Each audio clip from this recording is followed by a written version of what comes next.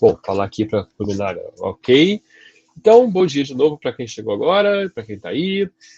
Nós vamos falar das partes interessadas, né, que o software vai sempre estar atendendo.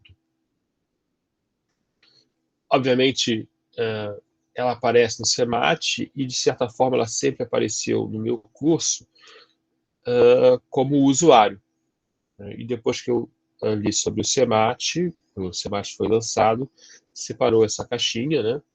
E veio a palavra partes interessadas, que eu já estudava dentro dos usuários, né? E eu resolvi mudar a configuração para a gente entender quem são essas partes interessadas. E esse termo também aparece em outros padrões de gestão, né? Que falam, inclusive, da gestão das partes interessadas em um projeto. A gente vai caminhar um pouco já aqui dentro do quadro do SEMAT, né? A gente vai fazer esse caminho de partes interessadas. Vai sair daqui. A gente vai falar rapidamente sobre oportunidades em algum momento, sobre requisitos em outro momento, dentro da construção. E, na verdade, o tempo todo a gente está falando, né, da engenharia de software, os modos de trabalho. Também vamos falar de partes interessadas logo em frente no curso, quando a gente for falar de gestão de projeto, e esse é o nosso quadro que a gente vai discutir o início da gestão de projeto. Então, olhando aqui um projeto rapidamente, né? A gente olha aqui um projeto, tem um porquê, tem o que ele faz, olha os requisitos aqui de novo, né? Aqui são as oportunidades, que acabaram de aparecer ali, né?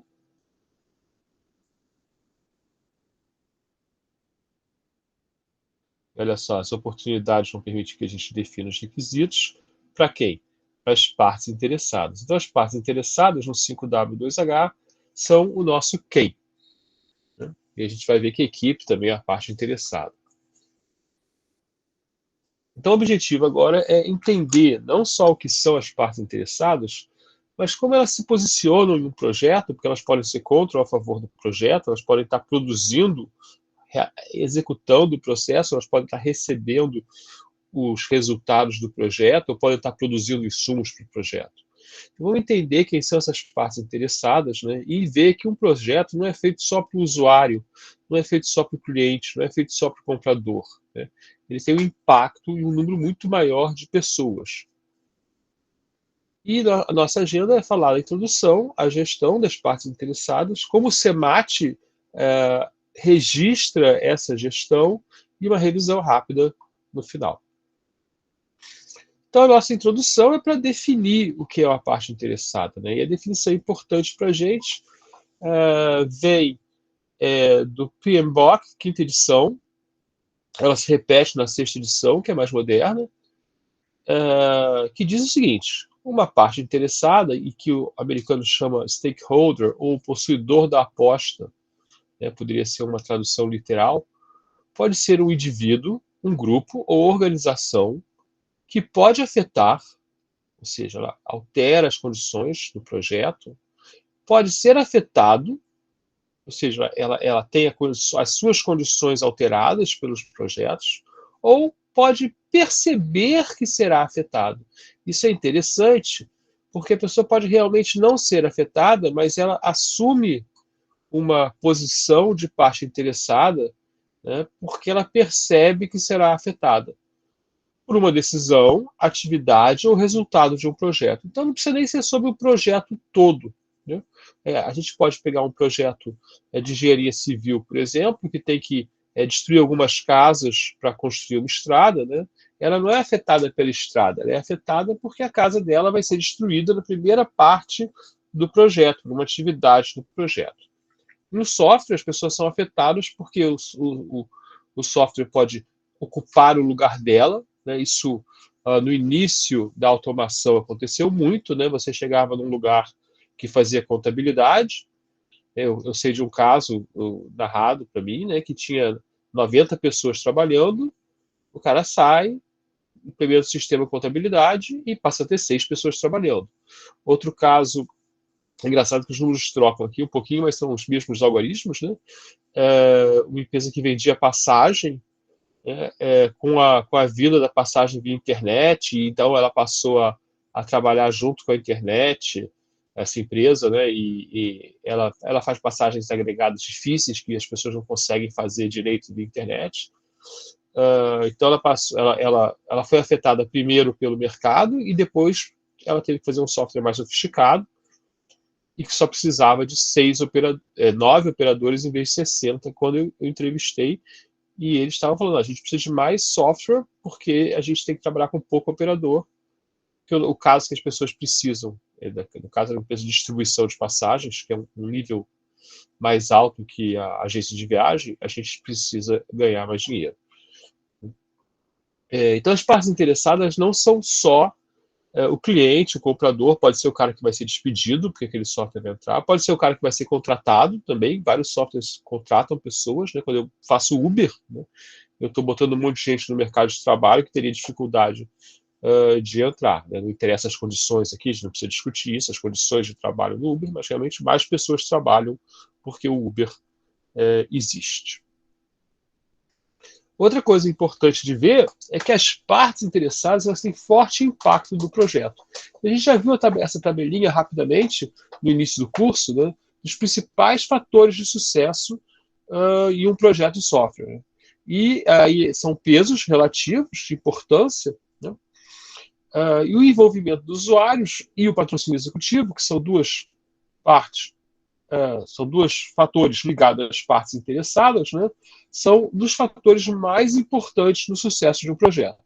Então, a gente vê de 4 fatores que têm mais peso no sucesso: o patrocínio executivo, ou seja, existir um executivo que compra a ideia do projeto, tem o poder de financiar, pagar pelo projeto, né, é considerado mais importante, apesar de o peso ser o mesmo, né, e o terceiro ali é o envolvimento do usuário no projeto. O usuário participa e faz o projeto andar.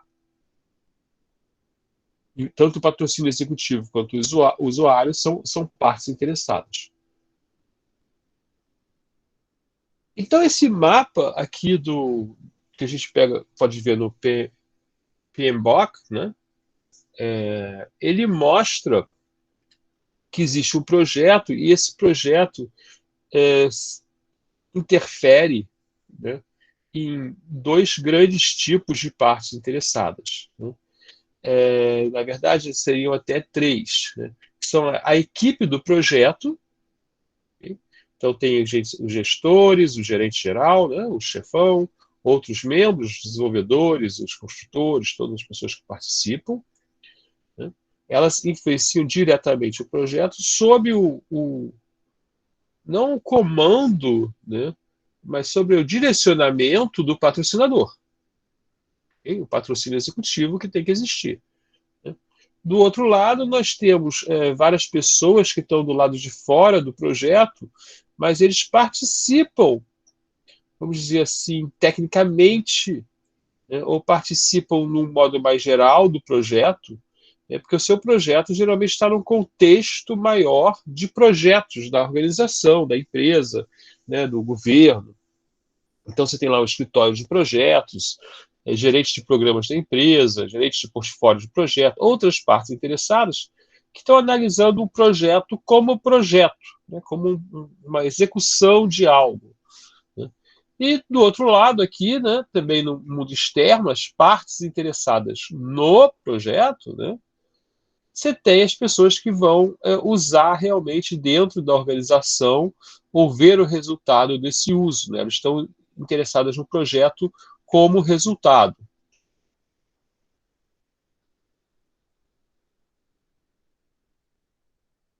Então, aqui.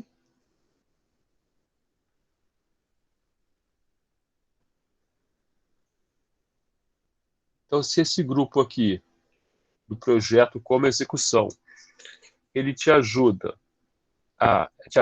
e exige de você certos comportamentos, né, de maneira que o projeto se encaixe dentro das regras da empresa, né, ou dentro da regra da organização, você tem do outro lado, né, pessoas que não estão interessadas em como você faz o projeto, né? Essas pessoas estão olhando para cá, essas aqui olham para cá, olham para dentro.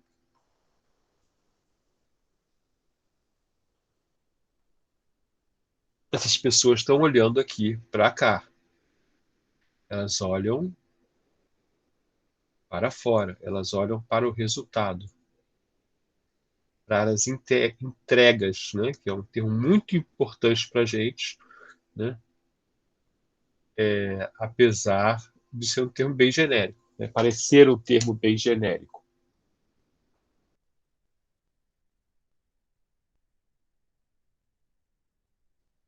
E aí nós temos ainda, né, outras partes interessadas. Essa figura não é suficiente, na verdade, apesar de ser uma figura muito famosa, né, porque são partes interessadas também, né, partes que estão aqui fora, que são afetadas pelo uso dos nossos clientes. Então, por exemplo, o nosso cliente vai usar o projeto, ele vai usar o resultado aqui para interagir com o cliente dele, né? Cliente do cliente. E quando ele faz isso, né, esse cara aqui, o cliente do cliente, se torna uma parte interessada. Então, o que a gente está propondo aqui, e o que o PMBOK propõe, e que vários outros organismos propõem, né, é que, apesar de o cliente, o usuário imediato do nosso projeto ser um foco importante, nós temos que olhar para todas as partes interessadas, né? E aí eu dou o meu exemplo, né, que até podia ter uma figurinha com uma metralha aí, né, que é o seguinte, né, se você vai fazer um software para delegacia, para fazer a gestão, né, da delegacia ou a gestão de um hospital, existem umas partes interessadas ali. Quem são? É o cidadão, é o paciente. Né? Na delegacia ali, que você faz um software com as ordens de prisão, né? O bandido lá, que vai ser preso, né? O culpado lá, que vai ser preso, ele é uma parte interessada. Né? E o sinônimo, né? O homônimo, né? O cara que tem o mesmo nome, não o sinônimo, o homônimo do bandido, né? Também é uma parte interessada. Porque ele não quer ser preso porque tem uma ordem de prisão contra uma pessoa com o mesmo nome dele. Estão seguindo? Aquele famoso ping ali, por favor. Muito bom, obrigado. Não, Hashi. Então, a gente tem uma diferenciação entre as partes interessadas, aí tem uma repetição da definição, do usuário. Né? A parte interessada é um grupo bem maior que o grupo de usuários, e envolve também a gente, os desenvolvedores, envolve os financiadores, né? E envolve o que a gente chama de sombra do sistema. O que é a sombra? Temos o sistema aqui, né? Temos os usuários do sistema, usuários, e o sistema afeta, de alguma maneira, um outro grupo de pessoas. O que é a sombra? É um grupo de pessoas que é afetado pelo sistema. Né? E eu vou dar um exemplo da vida real. Né? Nós fizemos um software para um hospital, o meu grupo fez lá um software para um hospital, e esse software, o gestor principal decidiu que ele queria que a gente soubesse, né, o que os pacientes queriam, o que as pessoas que circulavam no hospital, na verdade, queriam. Ele percebeu isso. Né? E nós fomos investigar. Né? Então, a gente tinha antes identificado como partes interessadas a gestão do hospital, os médicos que atendiam, né? Os atendentes que faziam o dia a dia, as enfermeiras, auxiliar de enfermagem, todos com suas funções, e cada um usava de certo jeito. Né? Então, por exemplo, a enfermeira separava os remédios, vamos dizer assim, não me lembro muito bem aí, mas a enfermeira separava os remédios e dava o remédio e as auxiliares de enfermagem tinham que dizer que deram o remédio, né? Ou não deram, ou o paciente recusou, alguma coisa assim. Então, mas a ideia foi, não, vamos sair do hospital perguntando. E nessas entrevistas, né, foi identificado que existia um outro personagem no hospital que era o acompanhante, certo? E como era um hospital com características de pessoas muito idosas, aposentadas, que era um hospital só para o coração, as pessoas do hospital, que era o hospital público, né, as pessoas que estavam sendo atendidas, elas tinham uma relação de gratidão, né, com os médicos, que atendiam elas bem, né, e elas também não tinham nada que fazer, né, porque eram aposentadas, estavam doentes, então elas, no hospital era um ambiente que acolhia elas, então poucas falavam do atraso do atendimento médico, né, porque elas chegavam ali para consulta e esperavam bastante tempo, porque o médico fazia outras coisas, né, sei lá, cirurgias, atendimento de emergência, não atendia a pessoa no horário combinado. E com isso, a gente descobriu que o que mais incomodava os acompanhantes era o atraso no atendimento das consultas. Então, nessa pesquisa, isso foi relatado, né? E foi relatado que, olha só, a gente não tinha pensado nos acompanhantes, né, como um fator relevante para o sistema, e esses acompanhantes trouxeram uma nova medida de desempenho da qualidade do hospital, né, que a gente também não tinha pensado, porque se pensou em cura, né, em pacientes bem tratados, em atendimento, qualidade do atendimento, carinho, coisas assim, né, que é a pontualidade do médico.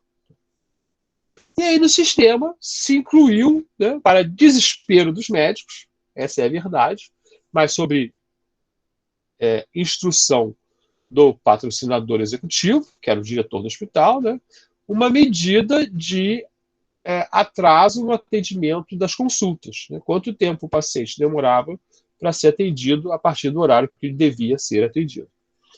Então, isso é a sombra do sistema. Ninguém percebeu essa parte interessada das pessoas que eram afetadas pelo controle dos atendimentos clínicos, né? do ambulatório. Ok? Então, esse é um exemplo de identificação a posteriori, né? Onde a sombra não é vista e a gente tem que lembrar dela. Então, a gente vai ter um grupo dentro das partes interessadas, que a gente mostrou lá, né? Que são os usuários. Os usuários são todos aqueles que usam o sistema ou recebem outputs do sistema, né, de alguma maneira. Né? E aí a gente tem duas formas que isso pode ser entendido. Né? Uma forma é a forma que a gente pode chamar de restrita. Tá? Então, a forma restrita é quem usa o produto do sistema.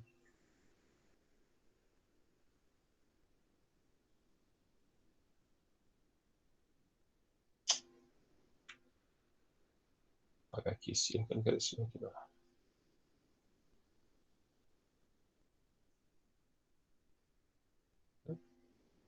Aqui eles usam o software para a sua finalidade. Então é aquele usuário lá que vai fazer o cadastro, que vai passar o cartão. Né? Mas existem outros usuários que usam o projeto, usam o produto, né? Que inclui o desenvolvedor. Por quê? Porque o desenvolvedor ele usa. O que ele usa? Ele usa o código. Tem o cara lá da operação. Tem o pessoal da manutenção, depois que o software ficar pronto, né? Que é parecido com desenvolvedores, mas não precisa ser. Tem o pessoal do banco de dados, que vai ter que dar permissões. Então, um sistema tem, em geral, né, mas tem o pessoal do treinamento, né, que vai ensinar a usar o sistema, e precisa saber usar também de alguma maneira. Né? Então, esse sistema ele tem mais usuários, né, do que a gente vê. Né? Então, a gente tem aqui os usuários restritos, os usuários amplos e as partes interessadas, né, em volta. Então, a gente tem usuário restrito, usuário amplos e partes interessadas.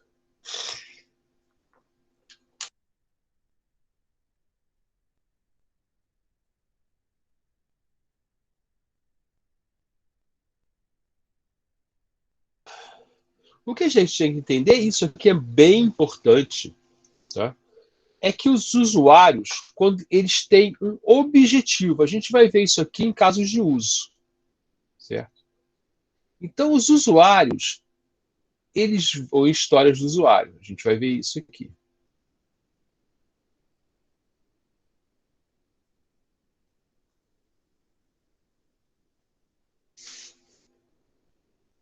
Os usuários, eles têm um ou mais objetivos ao usar o sistema, né? Eles usam o sistema para obter o que a gente chama de resposta planejada. Ou seja, o sistema está programado para fazer o objetivo do usuário. Ah, eu quero ir no caixa automático sacar dinheiro. Eu quero ir no caixa automático pagar uma conta. Esses são meus objetivos concretos, ok? Isso é uma coisa. E o sistema ele tem que funcionalmente atender esses objetivos. Isso aqui é o que o sistema faz.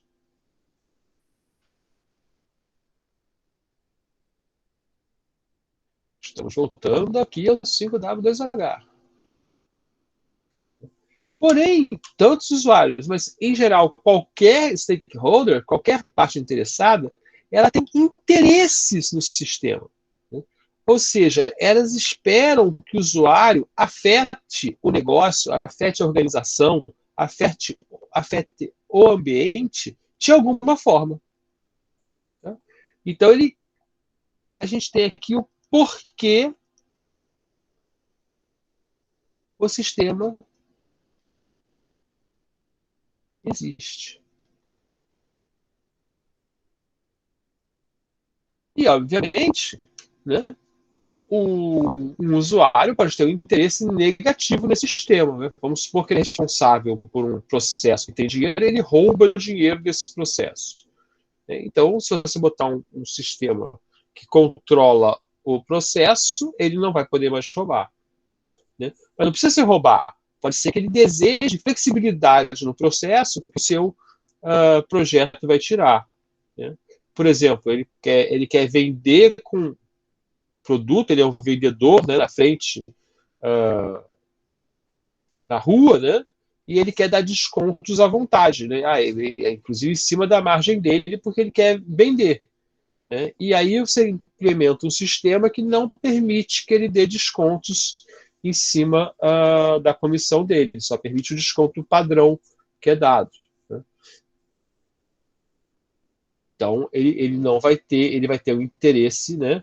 Apesar do objetivo dele é vender, ele vai ter um interesse negado ali, porque talvez até porque você não tenha identificado um objetivo de poder dar descontos especiais. Então, quando o sistema implementa objetivos, que é isso que a gente define na maior parte do tempo, né? A maior parte da engenharia de software se preocupa com você atender os objetivos, a funcionalidade, né? O que a gente está chamando aqui de objetivo, tá? De um sistema. Mas eu estou falando para você, olha só, não é assim que realmente funciona. Né? Só atender o objetivo, né, não funciona. Por quê? Né? Porque existem interesses que se aplicam ao conceito de valor. Então, os interesses medem, né, o que o usuário pode atingir. Existe um livro que eu até cito em várias partes do curso, né, que fala em, para vocês terem uma ideia, que fala em, deixa eu criar uma página aqui para fazer esse comentário,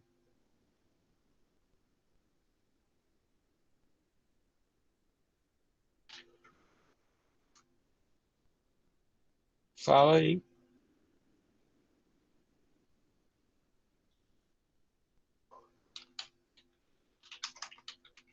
objetivos e metas.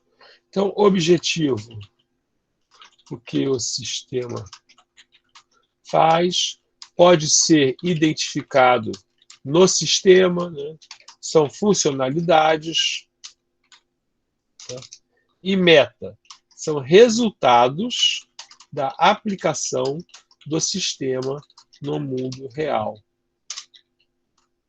São identificados e medidos, né, no ambiente onde o sistema atua. Exemplo, aqui. Né? Eu tenho um exemplo fácil aqui. Né? Eu tenho aqui, ó, realizar uma venda pela internet. E aqui eu posso falar, né? Então aqui é sim, não.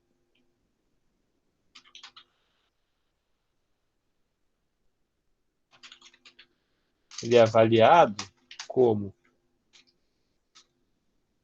feito, não feito. Aqui é acelerar em 25% o tempo de uma venda na internet. Esses aqui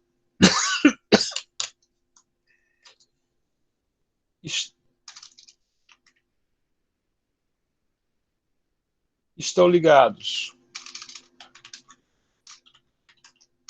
ao que chamamos de requisitos funcionais.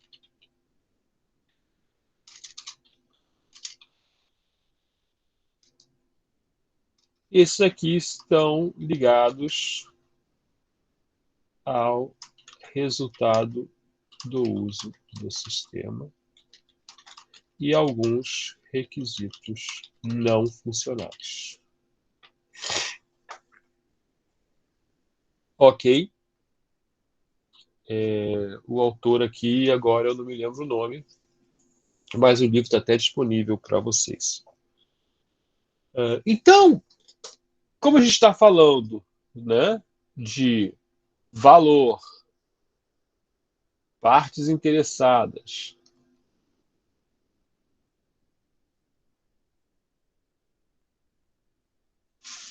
o que a gente quer? A gente quer satisfazer o usuário. Vamos falar até, vamos ser até mais detalhista aqui. Tá? A gente quer satisfazer o cliente. Eu posso botar aqui, ó, vou botar uma estrelinha aqui. Pode ser o cliente, o patrocinador, que está pagando, o famoso não sei escrever patrocinador, mas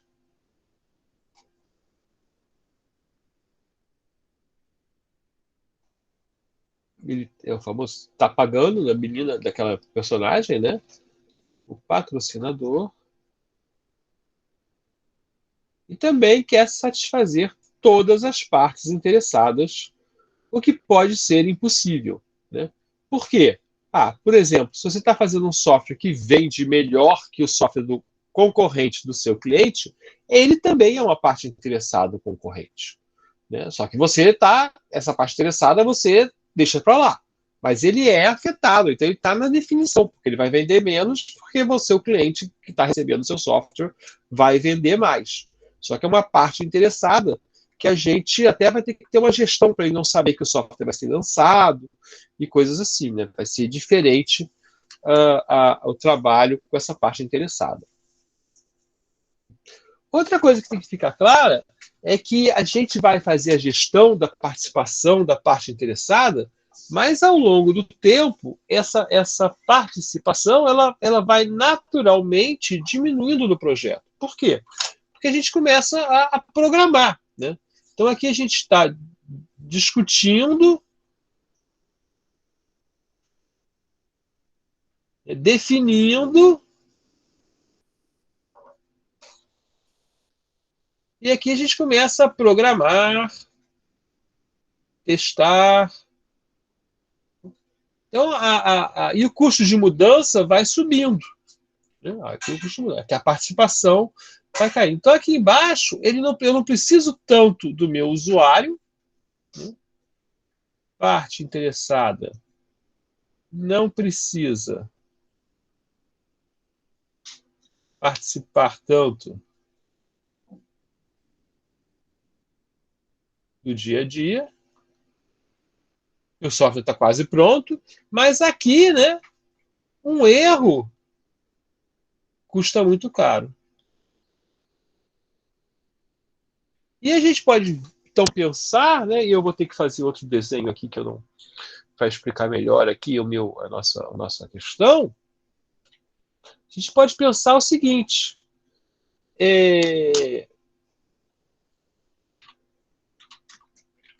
como é o envolvimento no mundo ágil? Né? Então, o envolvimento no mundo ágil, vou copiar essa figurinha para cá, pá, pá, né? O envolvimento no mundo ágil, ele é diferente. Por que ele é diferente? Vou gerar uma transparência aqui.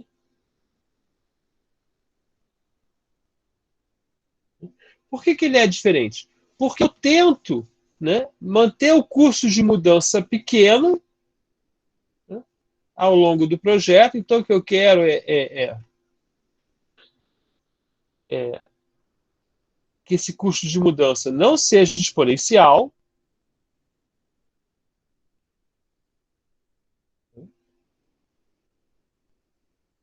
Eu vou deixar um custo de mudança assim, mais ou menos. E eu quero manter a parte interessada participando do nosso projeto. Vou tentar fazer uma curva com o mesmo estilo daquela ali, ao longo de todo o projeto, né, para evitar aquele custo alto. É a única maneira. Tá? Então, eu vou deixar isso cair. Não, não vou nem deixar isso cair. Eu vou dizer que a gente tenta manter tudo igual. A gente tenta manter tudo igual.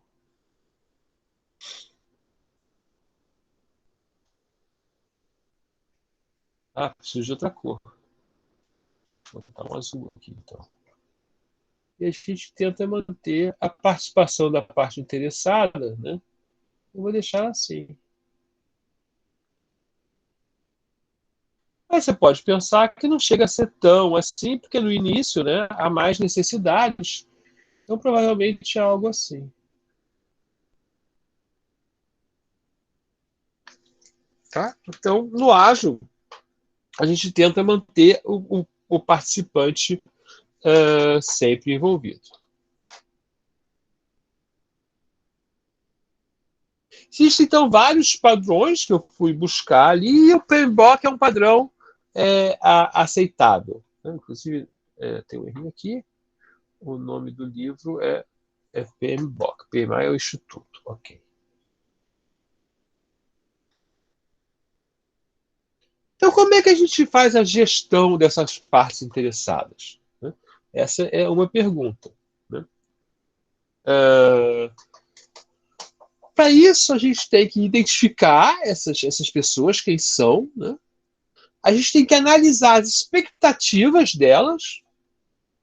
Então, aqui a gente tem uma questão importante. O que são essas expectativas? Né? É antes, né? É antes, né? O que são essas expectativas? Né? É algo que é antes do interesse. O interesse seria ela formalizada. Né? Interesse inicial, vamos dizer assim. Né? Que ela espera do sistema, que ela não sabe muito bem qual é. Então a gente tem que analisar essas expectativas, né? Essas percepções de impacto. Tá? Isso é importante. Tanto da parte interessada, como sobre a parte interessada. Então, a pessoa lá, quando você sabe que vai existir um projeto, né, você passa a ter percepções de como esse projeto vai te afetar. Se eu falo, olha, agora eu vou lançar uma versão nova do Siga. Você fala, poxa, que vai permitir você votar no professor da cadeira. Aí você vai ter uma expectativa de como isso vai acontecer. Né? Você fala, eu vou escolher o professor da cadeira, vai ser melhor, porque eu vou escolher o Chechel para dar análise de desempenho, né? Aí o curso vai ficar molezinha com o Chechel dando análise de desempenho. Né? Aí você chega lá, dá análise de desempenho, o que você pode escolher? Só professores difíceis de análise de desempenho. Então não adiantou nada para você, o impacto, né? Você ficou decepcionado. Então, as percepções de impacto ao longo do projeto, elas têm que ser corrigidas para a ideia do verdadeiro impacto. Então, você vai desenvolver estratégias apropriadas de gestão para engajar as partes interessadas na decisão e execução do projeto, mas também para que elas fiquem com as expectativas corretas do projeto. Isso aqui faltou aqui, isso aqui está copiado do PMBOK, mas certamente e desenvolver expectativas corretas. Existem ferramentas muito simples para fazer isso que não são utilizadas ou que você não percebe que são utilizadas ou acha até bobagem que sejam feitas, mas elas são muito importantes para essa gestão da expectativa das pessoas quanto aos produtos que vão ser lançados. Então, o foco da gestão das partes interessadas é comunicação contínua, abordar qualquer questão, qualquer questionamento sobre o processo. Aqui o mais difícil, né? A gestão dos conflitos de interesse, né? E a promoção do engajamento adequado, né? Apropriado, né? Nas decisões e atividades. Porque não adianta eu colocar lá na decisão, né, alguém que não pode, né, ou não deveria tomar essa decisão. Então a gente vai falar um pouco sobre isso e sobre descobrir quem é quem e quem é o quê. Então, uma visão geral do processo de gestão, né, das partes interessadas, né, inclui 4 passos. Tá? A identificação, o planejamento da gestão, a gestão de engajamento e o controle de engajamento. Né? Eu confesso para vocês que eu não tenho a menor ideia por que isso foi separado, a gestão e o controle.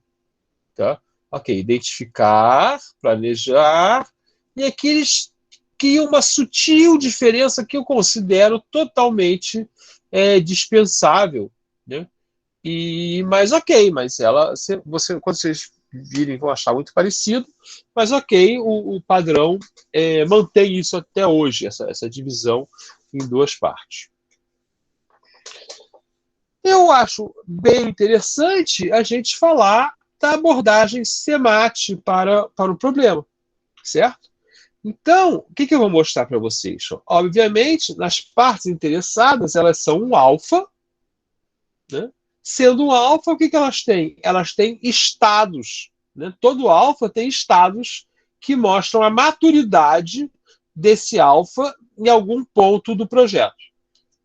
E para as partes interessadas, nós temos 4 estágios.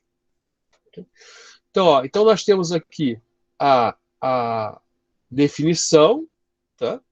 E partes interessadas saudáveis representam um grupo ou organizações afetado pelo sistema de software. Né? Tem representações, né? Representantes que fazem o que devem fazer, né? E os representantes cooperam para chegarmos a acordos, e os representantes são satisfeitos com o que o usuário quer. Então, para alcançar isso, é feito um passo a passo de 6 estágios. 6 estados, né? Reconhecidas, representadas, envolvidas em acordos, satisfeitas para o lançamento e satisfeitas com o uso. Então a gente vai ter 6 cartinhas, uma para cada estado, né, que podem ficar num quadro, né, você vai gestando e falar, o que eu tenho que fazer agora? No começo do projeto, você tem que fazer o 1. Né, depois você tem que fazer o 2. Ah, então vamos lá. O que é o 1? A gente tem que descobrir, ou seja, identificar exatamente o passo 1 lá do, né, passo 1 do PMBOK, né, a gente tem que identificar as partes interessadas. E existir um acordo entre desenvolvedores, time, né, desenvolvedores e gente que está comprando e cliente, né, quais são essas partes interessadas. Então aqui tem que ter, no mínimo, ó, quem paga, quem usa, quem apoia e quem mantém o sistema. A gente tem que identificar esses 4 grupos. Paga, usa, apoia e mantém. Apoia pode ser treinamento, né? Pode ser helpdesk online, né? Tira dúvida, né? Pode ser várias coisas. E mantém, tá falando mais a operação, né? Aqui tem a operação também. E operação aqui é tirar bugs, atualizar. Né? Então tem esses 4 grupos que tem que ser considerados, tem que ser descobertos, identificar quem são. Então você faz isso, né? E você fala, ó, esse grupo aqui é o que vai usar, e você descobre como essas partes interessadas devem ser múltiplas pessoas, né? Você não pode conversar com todas. Né? Então você vai ter que ter representantes das partes interessadas. Um representante do usuário, um representante do patrocinador. Né? Então você tem que definir as responsabilidades das partes interessadas. Por exemplo, a gente vai ver daqui a pouco com uma matriz raça.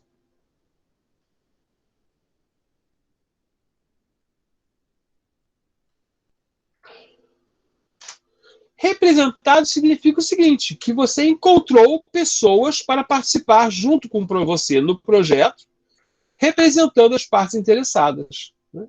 Então aqui você tem as pessoas com que você vai se comunicar normalmente, né? Então, estão autorizadas para fazer isso, né? Para executar essas responsabilidades, para dizer quais são os requisitos do software, né?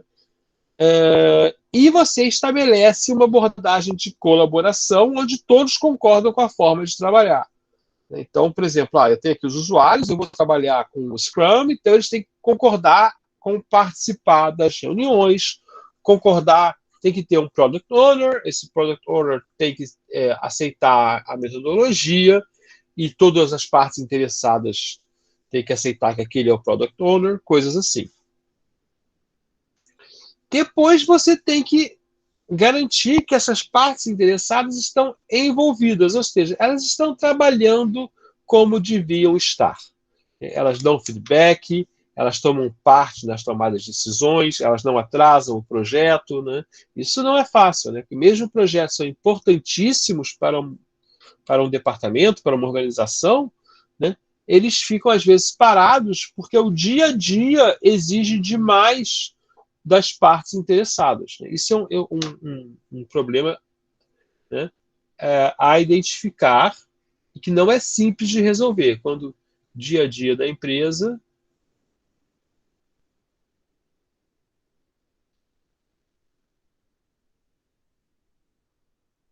evita. Como resolve isso? Não existe uma solução que as partes interessadas atuem a tempo. Problema típico. Então, elas não vão estar envolvidas.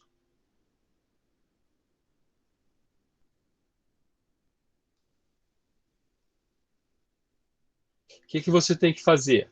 Né? Você tem que resolver, então, talvez o problema da representação, voltar um passo atrás. Né?